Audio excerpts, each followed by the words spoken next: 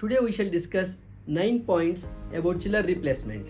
Hi, this is Muneer Ahmed, co-founder and project manager at BTU Electromechanical Works LLC.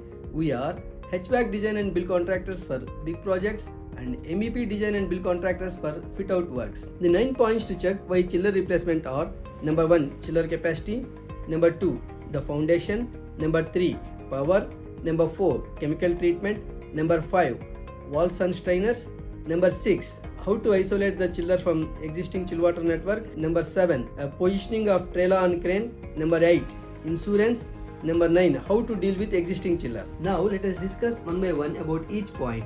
Number 1, chiller.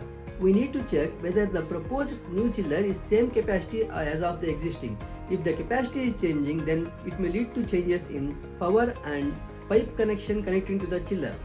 Number 2, foundation. We need to measure the dimensions of the existing foundation, that is length, width and height. Also, we need to measure the distance between the two stretches of the foundation and check the same with respect to proposed chiller. Number 3, power requirements. If same capacity chiller is being replaced, then existing power provisions shall match.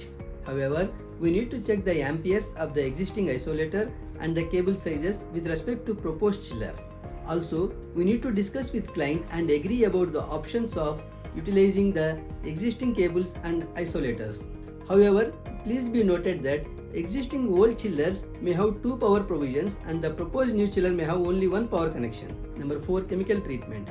Without third-party certificate of the chemical treatment, chiller supplier will not commission the system, as it affects the chiller performance and also the health of evaporator coil. Therefore, we need to check the existing condition of chemical treatment system as a whole and also get the sample tested from the third party. Number 5, wall package. If proposed chiller capacity is same as existing chiller capacity, then existing pipe dia shall be suitable. However, we need to compare the existing pipe dia with proposed chiller inlet and outlet connection. Also, we need to discuss with the client about valves and strainers to be used as a wall package. Please be noted that motorized butterfly valve will be required if there is chiller plant manager. Number 6, isolation of chiller from chill water pipe network. As we need to replace the chiller, we need to isolate the chiller from the existing network. Therefore, we need to check whether existing isolation or valves are closing 100% or not. We can check this by closing both inlet and outlet valves and then drain the water from the drain cock.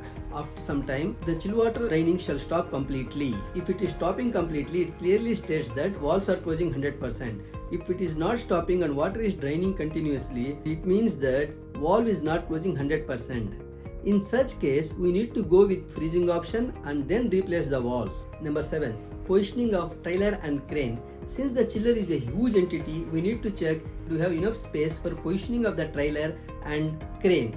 Once we find this space, we need to check the crane boom length, angle and movement. If enough space is not available, then we may need to block the road, for which authority approvals will be required. Number 8, insurance. Supplier's insurance shall end once we lift the chiller from the trailer. Therefore, we need new insurance for lifting of the chiller from the trailer until placing of the same on the foundation. Number 9, how to deal with existing chiller. We need to discuss and agree with client how to deal with the existing chiller, as the chiller is a huge in size and weight. Therefore, once we brought down the chiller from the foundation to the ground level, we need to have a proper plan how this chiller will be taken out of the project site.